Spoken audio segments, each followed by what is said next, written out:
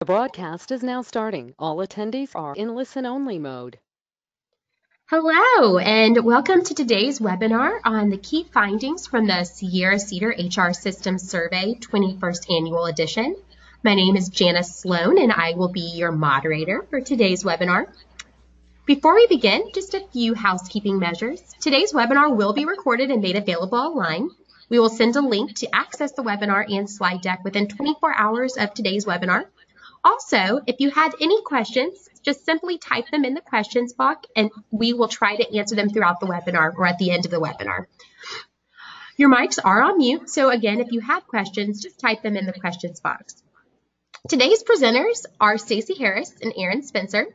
Stacey is the Vice President of Research and Analytics for Sierra-Cedar. She runs the Sierra-Cedar's annual HR Systems Survey and research. Stacey has been a leading member of the HR practices and technology research community since 2007. She is known for her groundbreaking research on high-impact HR organizations, enterprise HR technologies, and key practices across the talent management spectrum. Also joining Stacey today is Erin Spencer. Erin is a senior research analyst at Sierra-Cedar, assisting Stacey with the programming and analysis of the HR Systems Survey. Her previous experience includes research and analysis at Brandon Hall Group, along with learning administration at ACS Learning Services. Stacey and Erin frequently present their unique expertise and advice to national audiences and author HCM articles and industry publications. We are excited to have you both join us today. I will now turn today's presentation over to Stacey, who will tell us a little bit more about Sierra-Cedar and this year's survey results.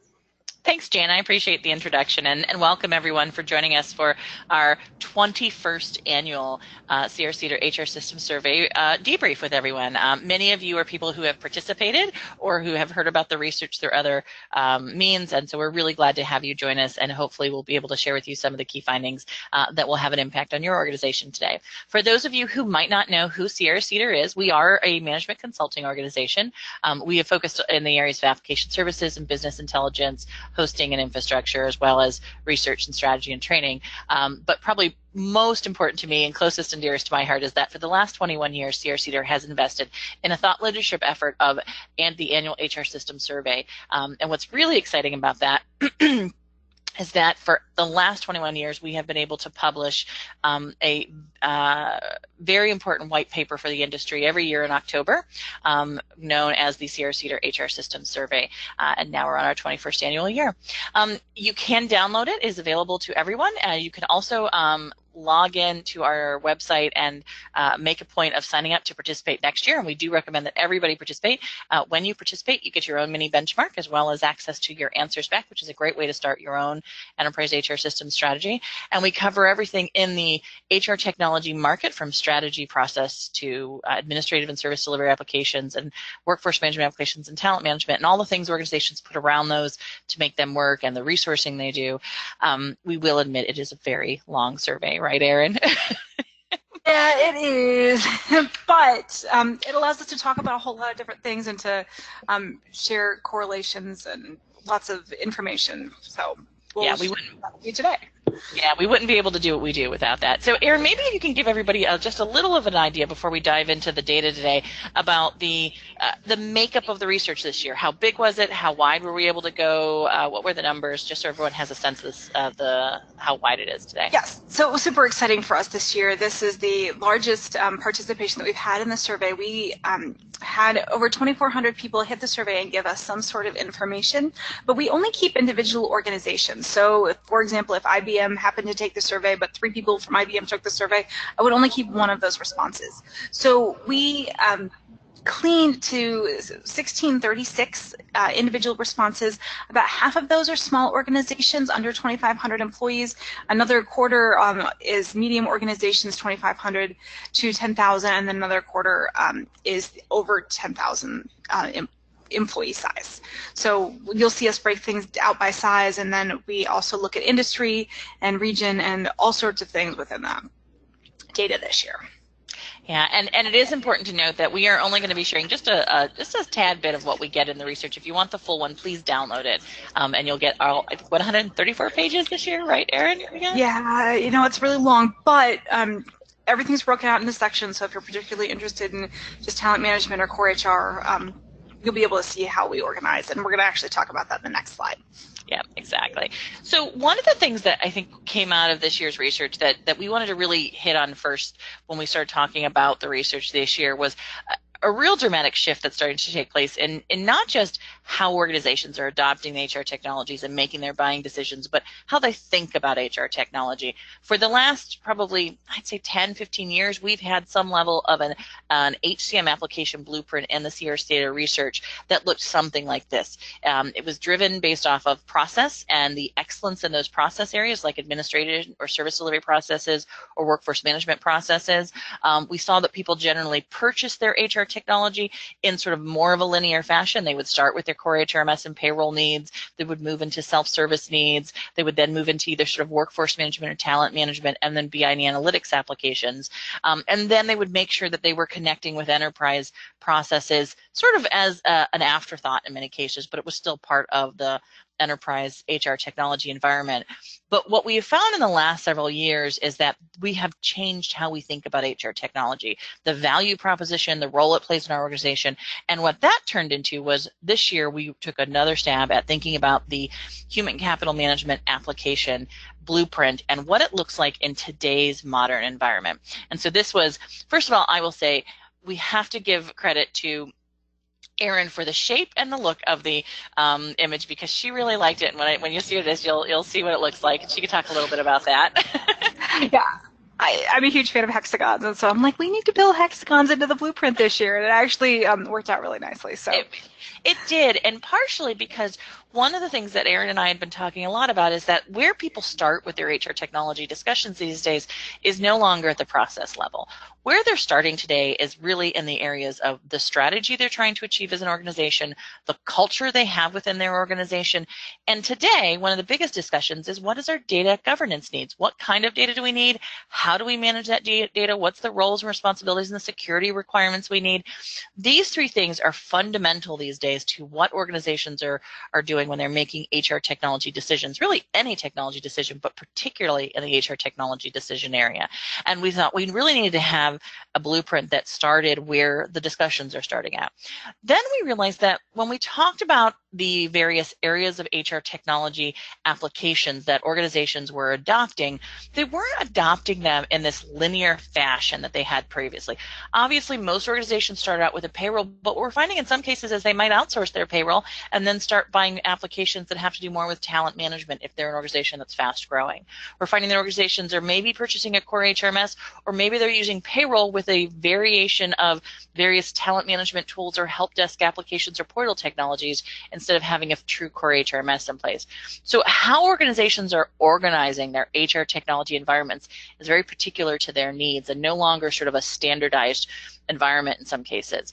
What we do know is that generally organizations find that when they get all the way through thinking about what they're needing within their organization, they have to have some sort of technology that really manage their administrative applications, or they're outsourcing that.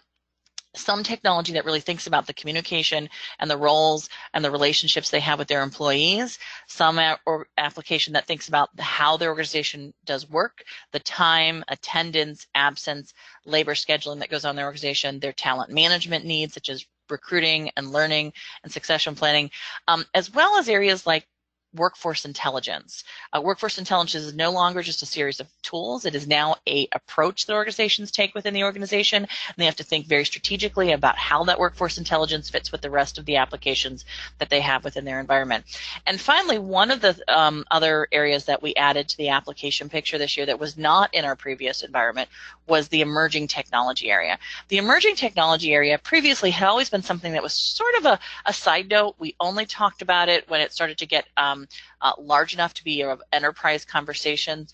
But what we're finding in our conversations with organizations today is that emerging technology has to be thought of much more early in the HR technology adoption process. So when you're thinking about things like, should I be looking at artificial intelligence? Should I be looking at robotic process automation or machine learning?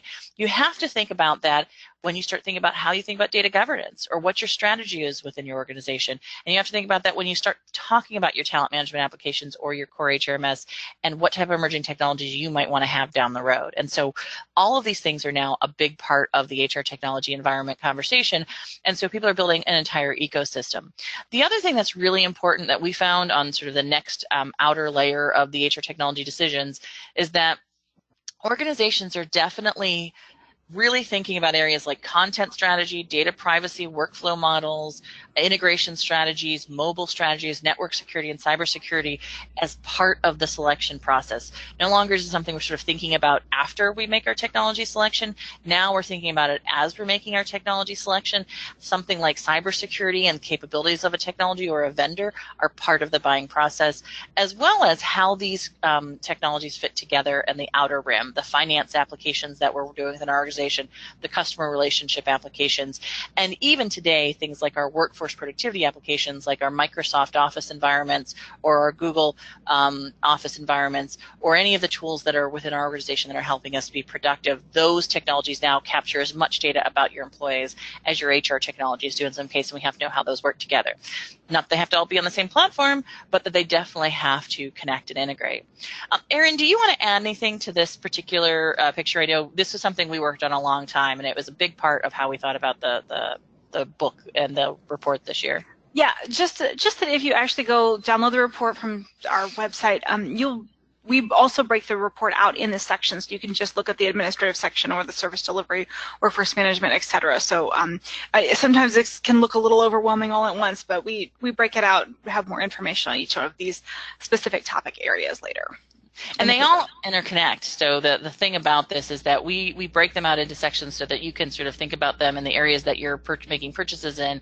But ultimately, part of the reason we've put them in this type of a fashion is that all those touch points are still making a decision together. So absolutely. One of the other things that we looked at this year that we thought was really important, and we've talked about this for a couple of years, but we took a look at this from a little bit of a different view this year. We looked at it we've always looked at it from a percentage perspective. What percentage of organizations are getting better business outcomes because of the things that they are doing? And we still did that in this data set. But this year we had the opportunity to do a little bit of deeper dives using statistical analysis tools that Erin has been getting out of her research efforts. And we're able to sort of get a sense of not just what's making a difference when it comes to the HR technology adoption, but more importantly, what's making a difference when we talk about business, HR, and talent outcomes an organization is trying to achieve from the HR technology perspective. And so one of the things that we definitely found in this process is that an organization's enterprise HR system strategy is a key factor in how organizations are able to actually achieve outcomes from their HR technology environments. Now, we've been talking about enterprise HR system strategies probably for about 4 or 5 years, right, Erin? It's been a long time. It has. It's one of the key things that we keep talking about, and then we look at how people who have a strategy, how that affects the rest of their overall HR technology ecosystem and the other decisions that they make. And what we have found is that in general, it's pretty common that you'll see that large organizations, those over 10,000 employees, are more likely to have a regularly updated enterprise HR system strategy than small organizations, those under 2,500 employees. But what is really interesting is that we've seen this number continuously creep up over the last few years. More importantly, those organizations who have this in place on a regular basis are also the organizations that see 10% higher talent, HR, and business outcomes on a regular basis. So when we look at the data, we're looking at the things that have the biggest impact on outcomes. And it wasn't the technology. It wasn't the type of vendor that you had. I mean, this was the most exciting thing for us, Erin. We sort of wanted to find a vendor that maybe aligned with this, right? We did. And so actually I went and ran the statistical analysis for individual vendors to see if we could have something that differentiated one vendor from another, and a bunch of the other questions that we asked for the survey. And what we found was that vendors really didn't matter. What mattered was whether or not you had a strategy and that you updated it and you understood it. And that goes back to, again, the blueprint, the strategy, the culture, the data governance. That's really at the core of everything. And if you don't have those set, you're not going to be able to use the technology to its fullest potential. And this played out too, not just in us looking at the business outcomes organizations were getting, but in one of the newest questions we asked this year, right? Can you talk a little bit about the level of HR technology utilization, Erin? Sure. So we were trying to figure out, Stacey and I this year, how do people actually use HR? Because, 20 years ago, HR was literally like a filing cabinet and some Excel files.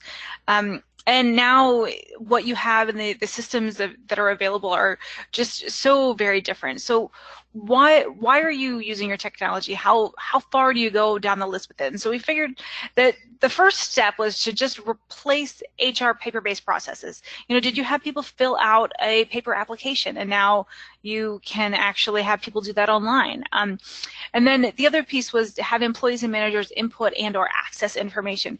If you want to make a change to, say, your home address, or change your tax withholdings, or say you had a baby and you need to add a dependent, you used to have to, send an email or fill out a form and then take those changes to HR. Well, now for a lot of individuals, they have software within their organization so that you can do that yourselves online. But the next piece then was, do you use the HR information that's contained within your systems to influence workforce business decisions and/or inform your business strategy? So this is actually getting to kind of the next level. It's not just the nuts and bolts, the payroll, the vacation days, and all of those things that are still obviously extremely important.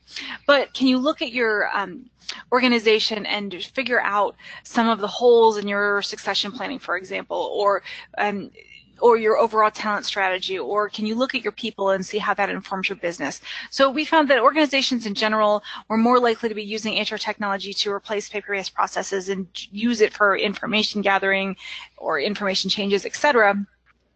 But then the next pieces were business decisions and business strategy. But we also found out that organizations with no HR system strategy, so thinking back to our last slide, if you didn't have an HR system strategy, you're 1.5 times less likely to use your HR systems to influence business decisions. So it's kind of like leveling up in your technology usage and your strategy.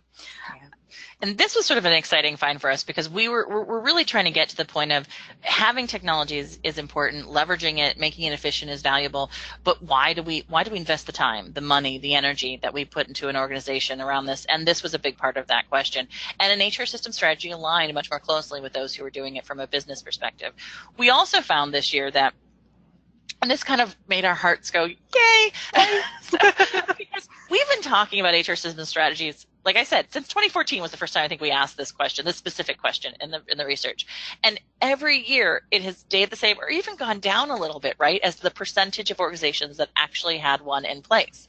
And this year, drum roll, it went up. It went up by 52%. I put this chart together and I sent it to Erin and I'm like, Erin, this is exciting. People are listening to us. So this is really one of the things I think that for us shows that organizations are starting to see the value proposition of their HR technology environments from a strategic perspective, and they're increasing their focus on having a strategy in place, and it makes a big difference. Now, the other things that make a difference on the business outcomes is one of our favorite areas, which is change management practices. So one of the things that we've been talking to a lot of organizations about is we all kind of say, yes, change management is good, we should be doing it, but do we invest in it as a culture of change management, a continuous change management process? And what we generally find is that when you're a large organization, you're a little bit more likely to invest in a culture of change management. But medium and small organizations are still, it's about a quarter of the organizations that are only investing in a culture of change management versus doing sort of change management on key projects or change management sporadically. And this has a huge impact on basically the way you're viewed in the organization. So organizations who have a culture of change management, which means continuously involving their organization, updating their information, making sure people are aware of what's happening in their HR technology environments, they're 10 times more likely to be viewed by all levels of management as contributing strategic value. And I think what's really important here is this 10 times, I think it was something like maybe 12 or 15 times last year, right? But it's been in this high double-digit range for a couple of years, hasn't it, Erin? Yeah, it really has. And, the point of that really is, look, people that use change management really do see differences in their organization. Yeah, and not just sporadic change management, but change management as a part of how they do their business.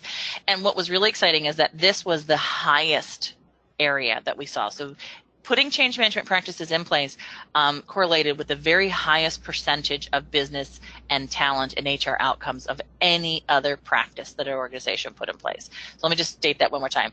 The highest percentage of outcomes came from those organizations who had change management practices. And this is based off of, all statistically significant analysis and all those things. This is something you should be paying attention to, because we've seen this multiple years, year over year. The other thing that we saw was integration strategies. Now, again, we've been talking about integration strategies for a couple of years. We found out that the organizations who were best of financially had better outcomes were very focused on integration strategies. We found that organizations who were data-driven or who were talent-driven had better integration strategies. But I think this is the first year that we've sort of done the analysis. We've seen that not only are all those organizations sort of aligned with better integration strategies, but those organizations are also seeing better business, HR, and talent outcomes statistically significant. Now, what's really sad here is that this is one of the areas where we haven't seen an improvement. The 20% of organizations who have a regularly updated enterprise integration strategy, that hasn't budged much, right, in the last couple of years, Erin. We haven't seen an improvement in this number. It really has not changed. Yeah. In fact, I think we've seen an increase in the percentage of organizations who are doing case-by-case selection of their integration approaches for HR technologies, correct? Yep. Yeah. So this is something that I think is an area that organizations have to continuously look at. It feels like it's a lot of effort. It doesn't get a lot of attention. What do you mean by an integration strategy? Well, when we get something, we figure out where we connect it. This is as a place within the report, we do talk about what's in an integration strategy. I would recommend you go take a look at it, but it's really an important area. Now, another place that we looked at this year, which we have not previously looked at, is whether or not organizations are measuring their HR technology adoption. So it sort of, this came about in a funny conversation, because we measure HR technology adoption based off of how organizations adopt the various technologies. But we started to turn around and said, one of the things we hear from people is that once they get the solution in place, they're having a hard time getting the data in it. They're having a hard time getting the employees to use it the way that they needed them to use it to make it valuable for the organization. And what we found when we started to ask about whether or not organizations actually measured their adoption was that this wasn't happening, right? This really shocked us. I mean, I remember you were doing early analysis on this when we were doing the survey, and you kept saying, it's like 10%. I'm like, oh, it can't stay there. It'll get higher. Didn't I? Right? Yeah. So it's kind of funny as we were watching the numbers come in. And then we asked organizations, if you measure HR technology adoption, how do you do it? And it was like, well, we gave everybody access, so that's how they measured it. So even that 10%, that some of those are really stretching as far as actually measuring HR technology adoption. But you just spend a lot of money on a system. Do you even know if your people are using it? Exactly. And it was nice to see that larger organizations were much more likely to do their tracking than small organizations. But still, it's just overwhelming to think that most organizations are not figuring out, are people actually using the technology? And then you found that this was one of the things that we were not looking for this. This was surprising to see this aligned with business outcomes, wasn't it, Erin? It really was. That was a surprise to us, but not really. I mean, admittedly, the biggest surprise was that so few people were doing it. And along with that, Stacey, we don't have a real slide on this, but we ask organizations whether or not their particular system meets their needs. And one of the write-in responses was, well, it could meet our needs, but we just don't know enough about the system to be able to use it the way that we should. Yeah. And a lot of the systems that we look at are really powerful and can do so much. Are you using them to their fullest potential? Is a really interesting thing to think about. So that was a big key finding for us this year, and I think maybe it was an aha moment for us. It may not be an aha moment for you because you're sitting in your organization. You're like, yeah, I know we don't track this, but it is something we think that's really important to start paying attention to, because those organizations who did track their technology adoption were organizations that saw better business in HR and talent outcomes. Now, another way that organizations could get better business, HR, and talent outcomes was through focusing their approach to their business. And Erin, you want to talk a little bit about our outcome-driven organizations? Yes.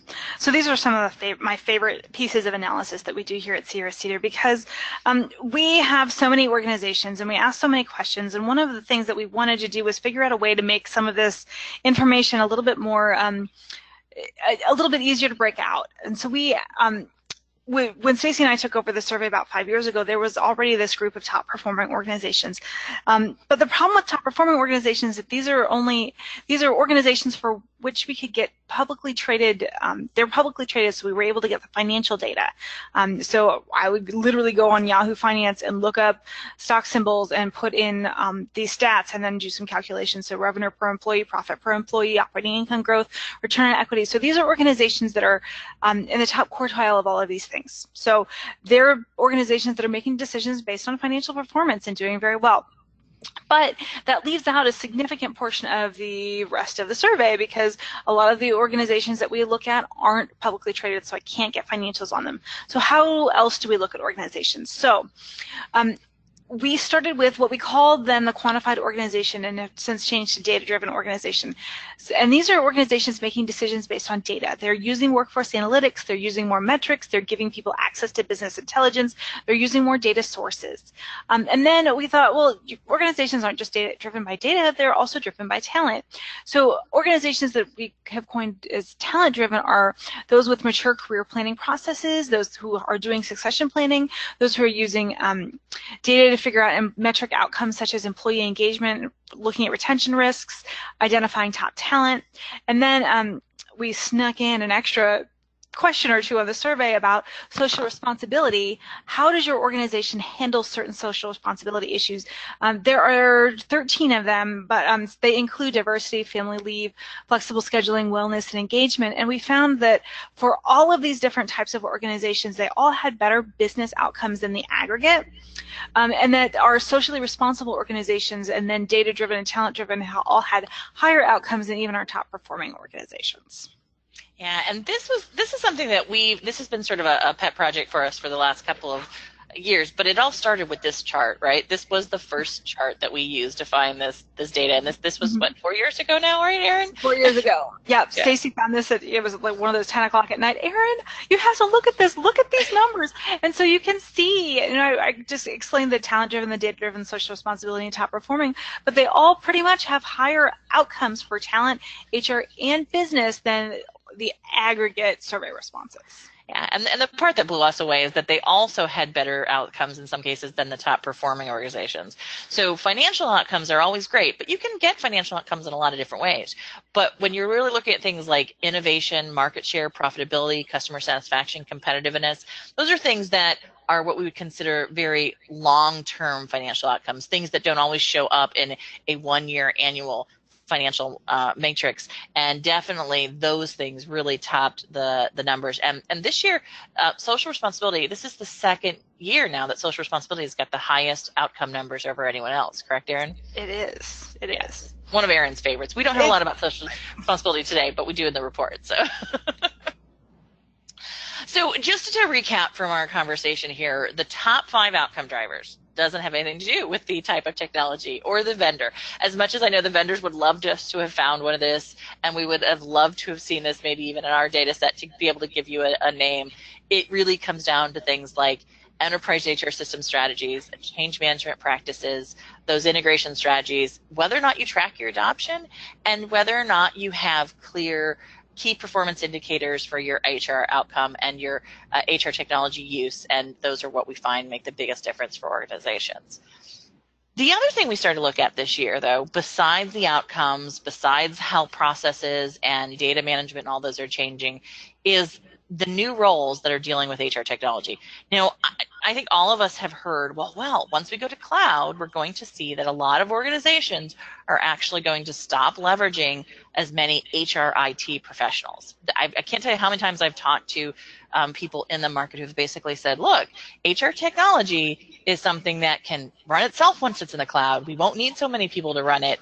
I'm going to call malarkey on that. Our data showed that, right?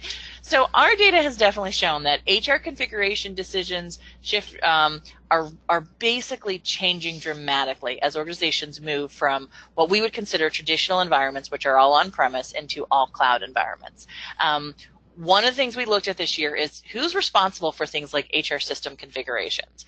And without a doubt, originally in on-premise environments, it was sort of split between HRIS, HRIT roles, IT roles, functional roles, some IT leadership. There was sort of a pretty wide mix of who was responsible for what we'd consider system configurations.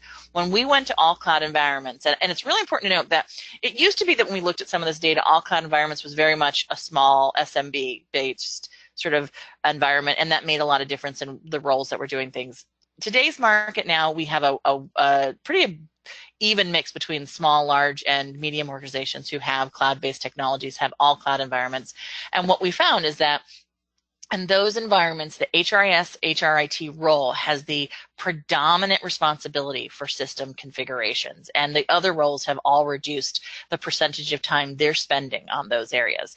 The configuration is the biggest part of making a SaaS environment sort of work as effectively as you want it to work. The other thing that we heard a lot about this year was things like cybersecurity and data governance and mobile access and networking, and who was managing all of those things. I mean, we definitely saw that this year with all of the cybersecurity conversations. We saw 30%, see if I can say it, 30% increase from last year in the percentage of organizations who had a cybersecurity strategy that included their HR environment. This was really nice to see. We also found this year that there was a lot of organizations who had a bring your own device policy. We've been seeing this for a while. We broke this out by small, medium, and large this year from a mobile perspective, because we're over 50% of organizations now who are using mobile technology for HR. But in this bring your own device policy for mobile technology for large organizations, small organizations, and medium organizations, we found that there were sort of different ways they were doing it. One was, we do it for select groups only. That's the smallest percentage. Then we had sort of, yes, we do it for everyone. They have a bring your own device policy. But then we added these two new ones this year, and this came out of the fact that we talked to some people in organizations, and they basically said, yeah, we have a bring your own device policy, but we don't actually have a written policy. And we're like, well, what do you mean you don't have a written policy? So we found, yeah, Erin's laughing at this because I called her one day and I'm like, I just talked to someone who said that the reason that this industry probably has such high numbers in the fact that they don't let people bring their own devices, that they bring their own device, but they don't actually have a policy around it. They just let them connect to the network. So what we found is about a quarter of organizations, large, medium, or small, have no policy, but still let people bring their personal devices and access their network. And in case you were wondering, that's a security risk. Just, let's just slide that in there. So then we're like, okay, so we have the cybersecurity issues. We have the fact that people are going more mobile. We have more access. Who's managing all this stuff? Well, guess what? The new HRIS, HRIT role is, right? So we asked organizations, what role is primarily responsible for HR system content, security, and data privacy? And it was without a doubt in an on-premise environments, the IT role. 47% of organizations said that when I'm in an on-premise environment, IT's role was to manage system content, security, and data privacy within my environment, as well as maybe some risk and audit in there, right? This was a huge flip, is that when we went over to cloud environments, over 48% of them said that it was their HRIS, HRIT role. Now, we didn't see that IT roles completely, got rid of this position. They still have some of this. Risk and audit got a little bit less. And HR tech vendors got even less in this area, right? You went from 12% on-premise to 2% in the cloud, which that one really surprised me. But 48% of them said that the HRIS, HRIT role is responsible for this. Think about that. That's huge. This is the new role. Data governance, security, management, thinking about vendor management, all of those things. The other thing that we looked at, Erin, was the implementation models. Can you explain to everyone a little bit about the idea of the average percent of deployment implementation and what this means by size? Like, this was another way we were looking at resources. Right. So one of the things that we were trying to figure out is who is doing what in your implementation and deployments. And so what we found was that then we broke this out by size because, again, one of the interesting things for us is not only do people have different vendors, but obviously you have different capabilities within your organization and where do you have people and what sort of thing. But we found that for small and large organizations, you were sitting at just over 50% of the implementation resources being internal. Whereas for medium, it was 60%. But for system vendors, small organizations had a lot more done by system vendors, where medium and large organizations had more done by third parties.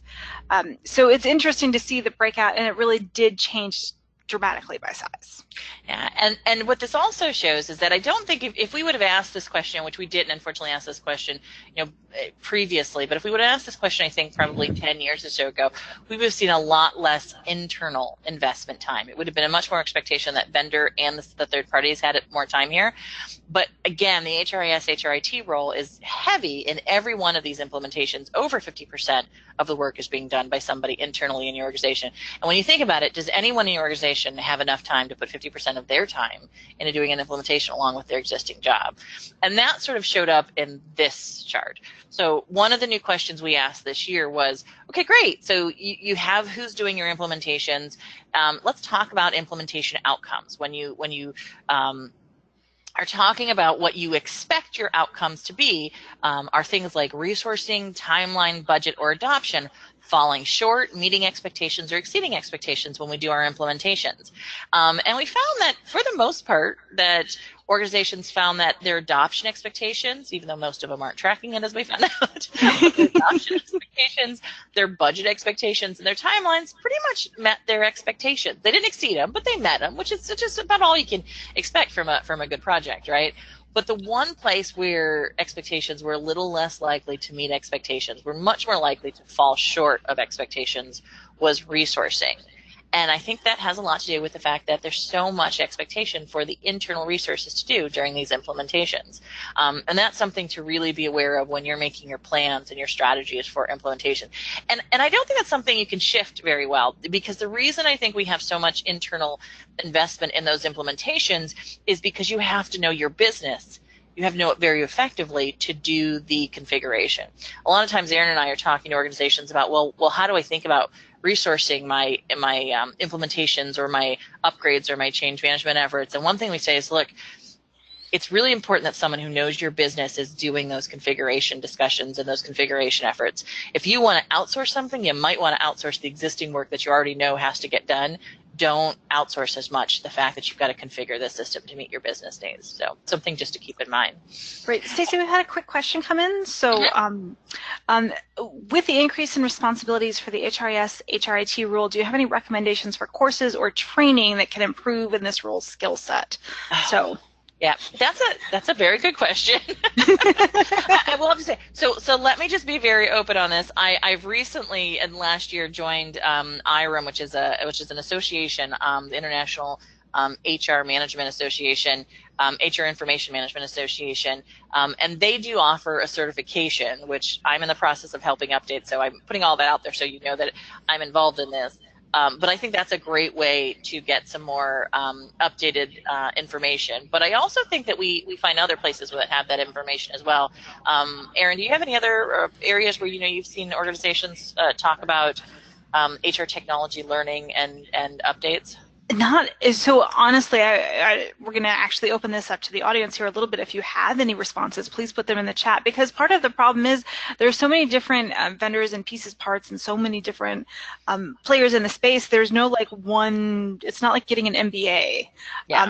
In fact, that we're actually working with some students at the SUNY Albany who are getting a master's degree in like HR technology-ish things.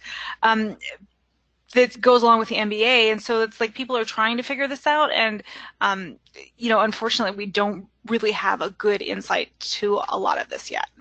Yeah, I would say, there's definitely the conferences, but I think the conferences are a great way to get a start at some of that, but I don't know if you get the skill sets. So I know there's like the HR Tech Conference, and the fall there's regional conferences like the Learn event. I know there's organizations like LeapGen, started by Jason Aberbrook, who's trying to start to build out some skill sets in this area. Yeah, and of course we see individual vendors, like I know we use Qualtrics for our survey tool, that they're doing their own individual certification so you can become Qualtrics certified. And we've actually got some responses coming in here. We've got one individual who says they're in the process of creating and delivering an HR tech module in management schools.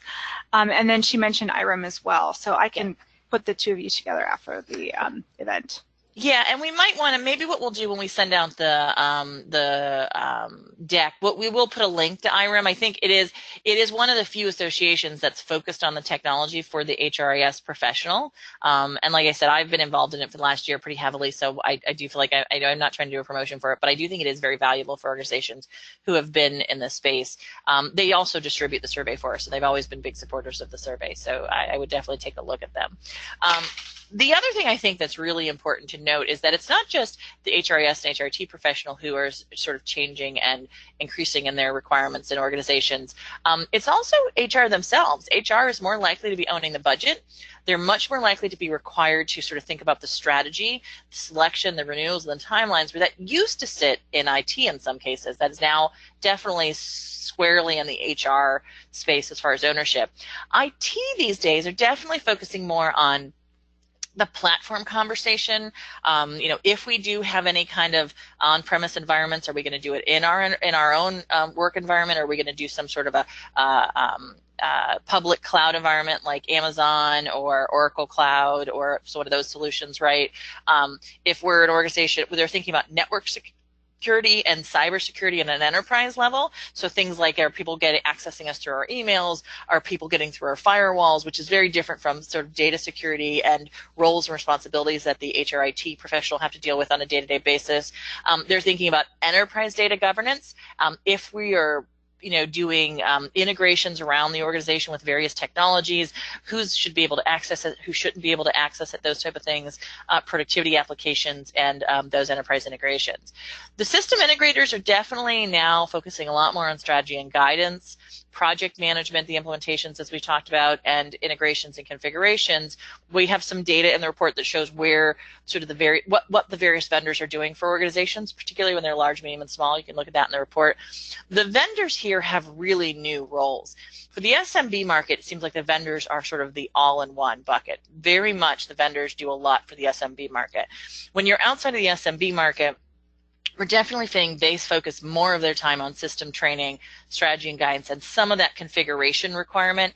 But if you look at the way our data shows out, yes, they might be guiding on configurations, but they aren't doing it. The being done is by the HRT professional. So we thought that was a really important thing to talk about, is this changing landscape of the HR technologist. But ultimately, what we do talk about in our research is the HR technology landscape itself. And so we did want to give a little bit of data today. There's a lot more in the report, but a little bit of data today about what's happening in the vendor space, like who are the vendors, what is happening with them. And we thought we'd start this conversation off with what's happening to the HR technology market as a whole. Who's struggling the most with particularly with their HRMS, but this sort of plays out in all the other applications as well. If you look at this, it's almost a mirror image of what we see in the other applications. So we're just showing the HRMS one in this. And Erin, can you maybe explain to the audience what this chart is, what it looks like? Yes. So I mentioned earlier the idea that people not always being able to use their systems up to their full potential, but that the question that's based off is, does your HRMS system, how well does it meet your business needs? And one of the answers is our system always meets our needs, and then most of the time, and then about half the times, and then rarely, and then never.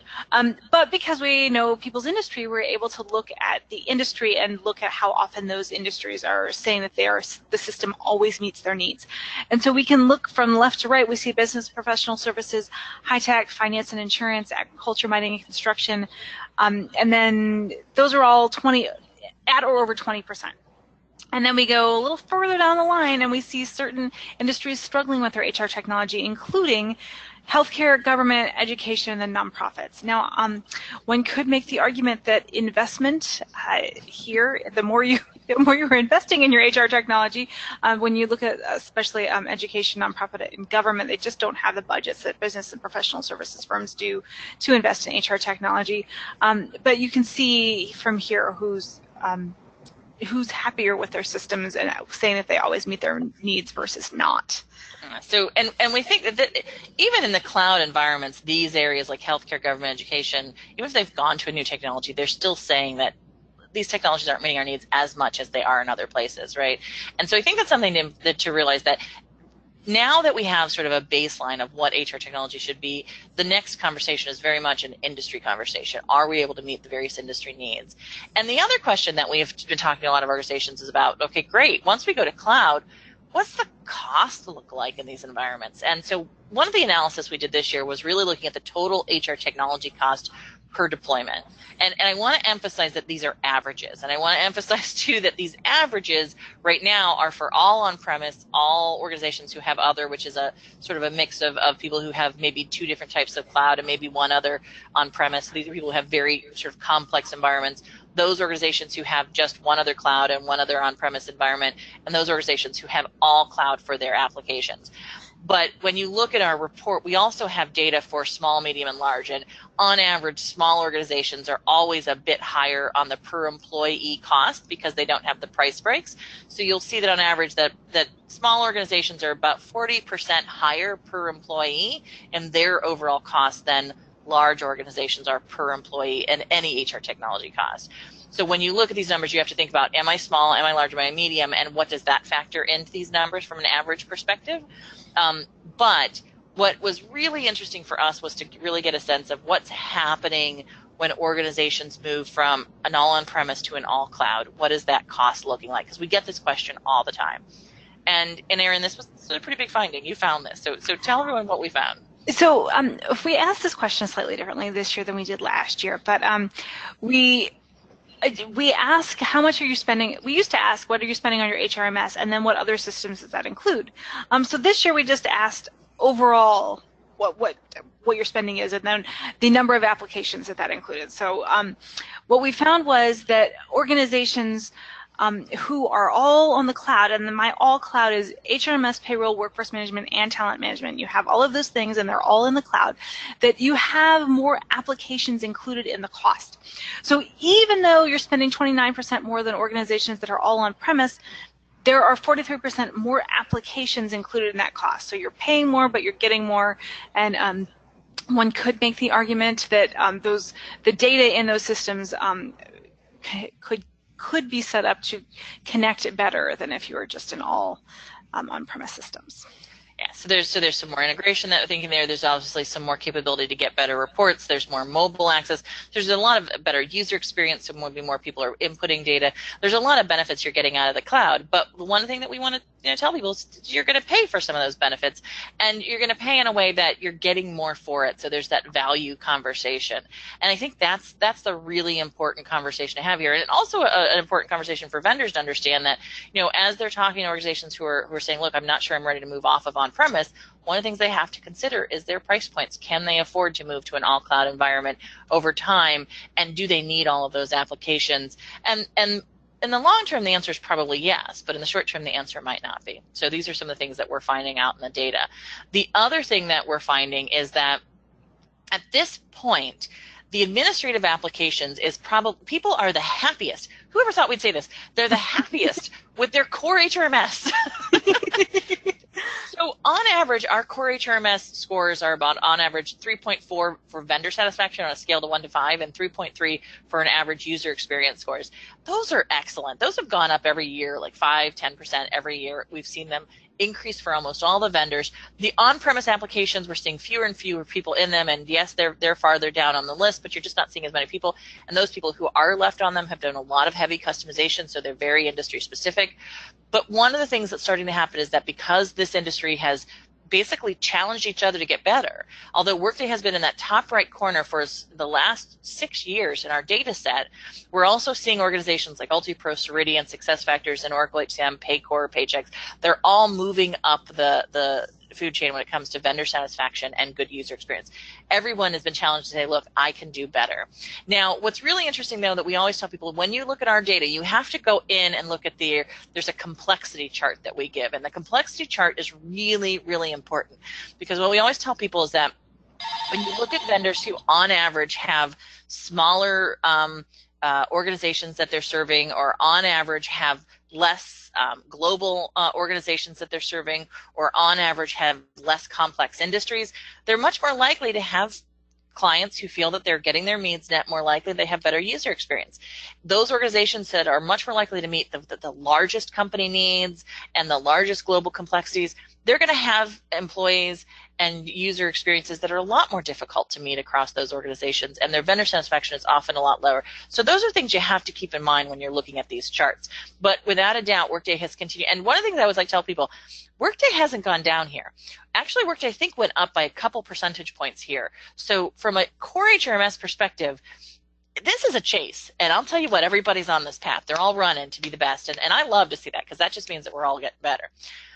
Not such a happy story in talent management. All right, talent management user experience and average vendor satisfaction is not as good, and it's gone down, a 3% drop from last year. And we're also seeing the vendor space in this market is just, they're much farther apart. There's a lot of people in that lower left quadrant where they're just not getting either good user experience or vendor satisfaction scores from the participants. And I want to emphasize, this is participant data. This is your data. This is not our data. Erin and I have nothing to say on these scores. We take your data, we average it, and we put it on the charts. Yep. And every once in a while I'll get someone who will post this chart up on, like a LinkedIn or something and say, these analysts don't know anything about what they're talking about. We're like, we didn't say anything about this. This is what the buyers are saying. What's really nice in the talent management space is that we are starting to see that some of the organizations that are smaller, that have been focusing on certain areas, like Halogen, which is a recent application that Saba picked up, continuing to get high user experience scores, right? Also, organizations like Ceridian, which a year or two ago I wouldn't have put in the talent management space, but the buyer said, yes, this is my primary talent management.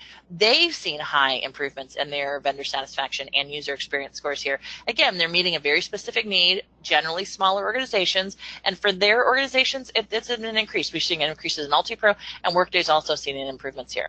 We're also seeing niche players play a big role here. Organizations like iCIMS. I mean, Erin, you do a lot of work in the recruiting space. Generally, we would include iCIMS as a recruiting application. We would. Why do you think they end up here? This is the first year that we really specifically put them here, because people have been putting them in as write-ins, but not only are they doing recruiting, they're also doing onboarding, and they're doing more with talent and overall planning and such. And so it's like, oh, well, just because something doesn't fit into our traditional that's old definition of how a software works doesn't mean that organizations aren't using that software for something completely different. I mean, I remember we were reading a case study once where an organization for healthcare reasons had to have everybody have a flu shot, and the only system that actually had every single person in it was the LMS. So the LMS, it became a compliance thing for a flu shot, and it was like, oh, someone's thinking outside the box. But obviously a lot of these systems have a very vast capabilities, and it's been really fun to watch. I was actually talking to another analyst at an event, and Trish and I were talking about these systems, and we both said, it would almost be fun to go back into HR just so we could use some of the technology that we get to write about. That's actually a very good point. Yeah, we don't get to use it as much as it. That's kind of funny. So one of the other areas that everyone should be paying attention to now is the workforce management space. So workforce management is one of those spaces that has the widest gap and the lowest average. So you saw an overall 4% drop in vendor satisfaction and workforce management. So this is your time and scheduling. This is your time off. These are sort of the everyday tools that people use in their organizations. And they had a 3.1% drop in the user experience. And I just can't say this enough. Please invest in your workforce management applications. And finally, we're starting to see movement here. So Kronos, just in the last 8 months, came out with their new cloud version of their workforce management application. And so if you're in an environment and you're using Kronos, I would definitely take a look at that new cloud version, because I think what you're going to find is that the user experiences are going to be like we're seeing in the talent and the HR space. Ceridian is one of the first cloud organizations to have gone and changed their user experience. We also saw a little bit of improvement in Workday's numbers here, as well as Workforce Software's number here. But you can see this is still a market to catch up. We're waiting to see if the ERPs, the Oracles and the SAPs and the Infors are going to invest in something from a workforce management perspective that outpaces what we're seeing in the niche players. We're waiting to see, UltiPro just released their new workforce management application. ADP has been investing in their workforce management application. So I think every player has been doing something here when it comes to the niche players, particularly for the SMB market. But this is a space that needs to change. And I think by getting Kronos to finally put out their cloud version, this is going to make a big difference here. We're going to start to see everyone else start to do this in the next 12 months. So place to watch, keep looking at this. The other thing I think as we're sort of wrapping up today that it's really important to understand is that the reason organizations are giving high or low vendor satisfaction scores has a lot more to do with their perspective needs in each of these areas than not. And so what we're seeing is that in many cases, organizations are finding that when they give a very low score, they're looking at high cost issues or poor user experience or inability to customize. And I want to note on that high cost piece, those organizations who give the lowest lower vendor scores, satisfaction scores, right, are often the on-premise organizations, right? Keep that in mind, right? So they get the lowest vendor satisfaction scores in the on-premise environment. And they are paying the least amount. So this is not an issue of I'm paying too much, I'm not happy. This is an issue of I'm not getting the value in many cases that I expect from what I am paying. So that's a really important note here. And when organizations are saying, look, I have a really high relationship with my vendor and I value it, it's something that I think is important, they're looking at their service and support, the relationship and the integration processes. So relationship has jumped to number 2, and that's something that I think, again, that strategy and culture fit is really important. So we're going to wrap up the HR technology landscape conversation and just, we've talked a lot about this. The HRMS market is reimagining itself. You're seeing a lot more focus on platforms, partnerships, data layers, and integrations because, as you noted, everybody looks like they're almost all the same as far as how well they're doing in vendor satisfaction and user experience now. Talent management market's a bit confused. We're not sure where that is going right now. The workforce management application is getting to break out, and we're starting to see more cloud offerings. Non-HR applications are continuing their progress towards cloud movement, and satisfaction is based on core value, cost versus value, user experience versus service, and configuration versus the roadmaps that people have. And that's sort of a wrap-up of our talent management, a wrap-up of our HR technology landscape conversation. Being a little bit, I have someone outside my window here. He's decided to do leaves today, and I was like, wait a minute, not a good day to do that. Erin, why don't we talk just real briefly as we wrap up today about emerging technologies? One of the things you found this year is what's not an emerging technology, right? Yes, mobile is no longer emerging. So when Stacey and I first started here in 2014, mobile use was at 13%. And then people actually, the interesting thing about mobile is that for some of the things like moving to the cloud, organizations thought that they were going to do it, but it didn't happen as fast as they expected.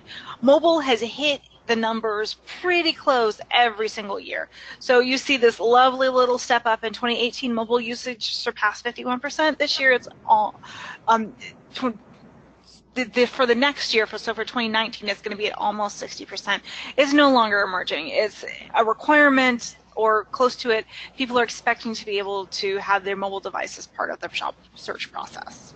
Yeah, same thing goes with social applications, right? Almost 70% of organizations are using some form of social application strategically in HR. Now, a lot of that's LinkedIn or it's Twitter, which is great. Those are just social applications like everything else. And on average, you're seeing small, medium, or large, it doesn't really matter, using somewhere between 2 to 3 social applications as a strategic tool within their HR organization. So, again, not an emerging technology anymore. If you're not using it, someone else is, you're going to lose out.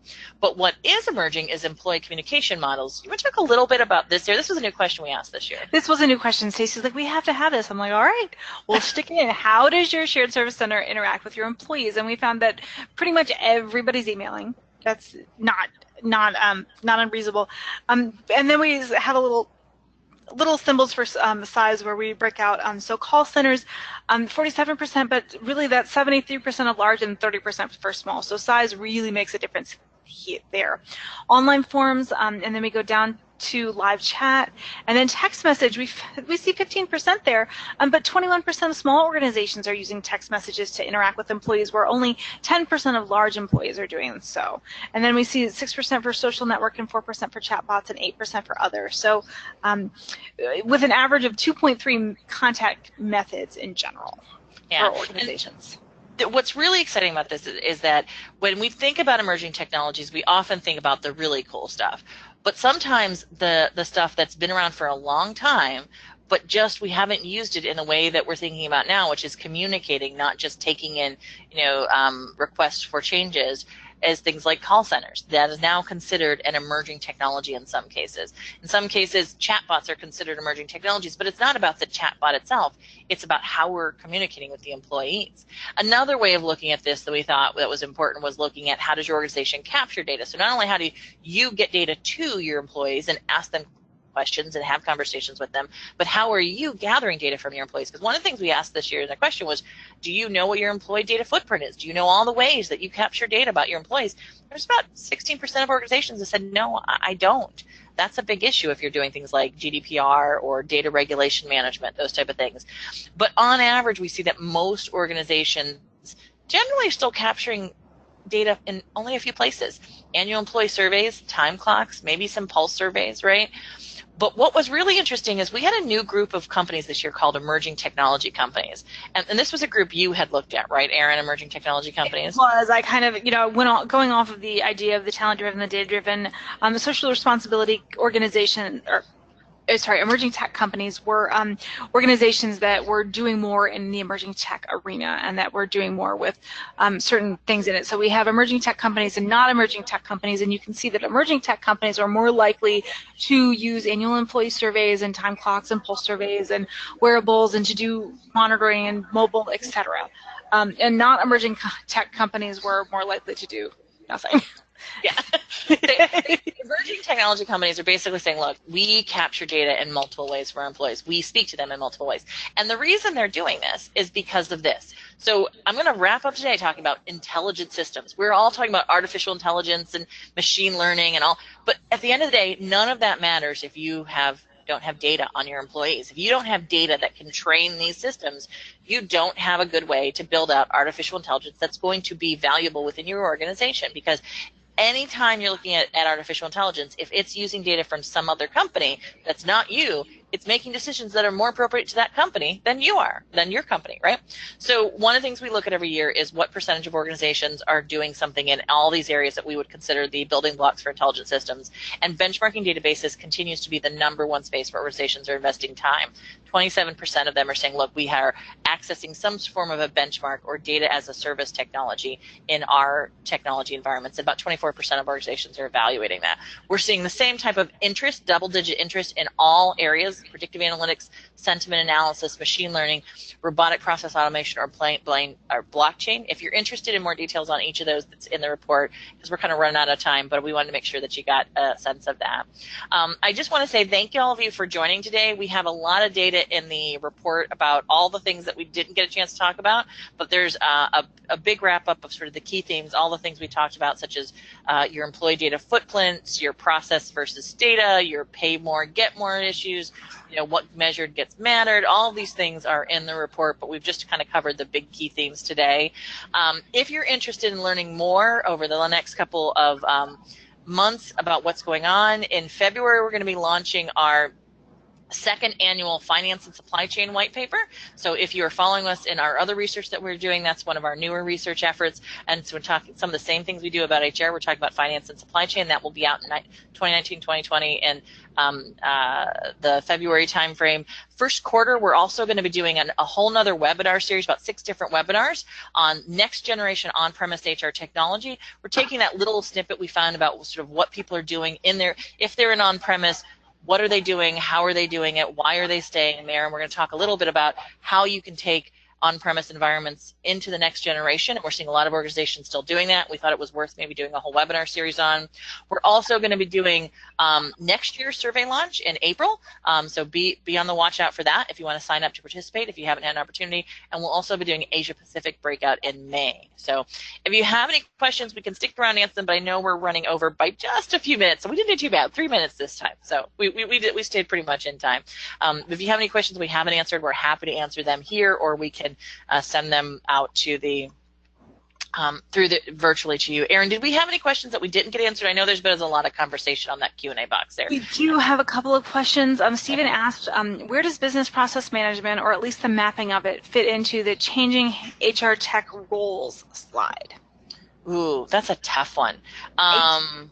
Yeah, so business process improvement in the changing HR technology, so who's doing that, I think.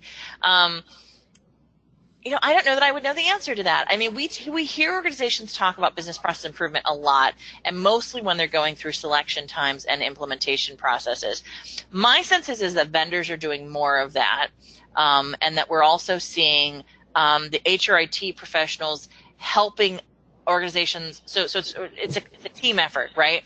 Because you need the functional leader and you need the HRT leader, and the HRIT professional is telling the functional leader about what the system can do and which direction the system is going. And the functional leader lets the HRT leader know, does that work or not work for us? So my sense is it's much more of a collaborative process these days than it ever was previously. So, and Erin, was there another one there? Or I think we had someone actually put a comment in there. So, someone, Chiaro, said that vendors should have an input as well as the service provider in particular, because in the cloud, the standards should be the starting point. Yes, and that's kind of what I meant by the HRIT professional should be the starting point. Great comment there, Chiara. So, any other questions, Erin? There's one more from Nick. Just when we were going back to the idea of the breaking out of meeting your needs. It's interesting to see how much Infor, Workday, and SuccessFactors have invested in those particular verticals on the far right as of late. Yep. Yeah, definitely, without a doubt, they definitely have. Well, it's the area that needs to be focused on. So good commentary. Well, thank you guys for spending some time with us today. We love the commentary and the conversation. We'll add some notes in there if we can for everyone else around some of the IRM stuff and some other things that people had asked about. But if you have any questions, please feel free to reach out to myself and Erin. We are happy to answer any questions that you have about the research or the upcoming webinars or the new research that we're going to be launching. There's data on the back of this deck that's about the survey methodology and who participated and what they participated in. And there's also links and everything so you can download stuff. So thank you. And Erin, any last minute comments for everyone? No, just thanks to everyone for attending. If you, again, have questions or want to connect with Stacey or I on LinkedIn or Twitter or follow more of our research, please feel free. We're happy to talk about all of this stuff with you. Yeah, thanks. And Jana, we'll hand it back over to you just to wrap everything up and carry us out. Thank you, Stacey. Thank you, Erin. And thank you again to all of our attendees for joining us today. Again, be on the lookout for an email with links to download this white paper and to access the webinar online. And again, we look forward to seeing you next time and hope you enjoy the rest of your day.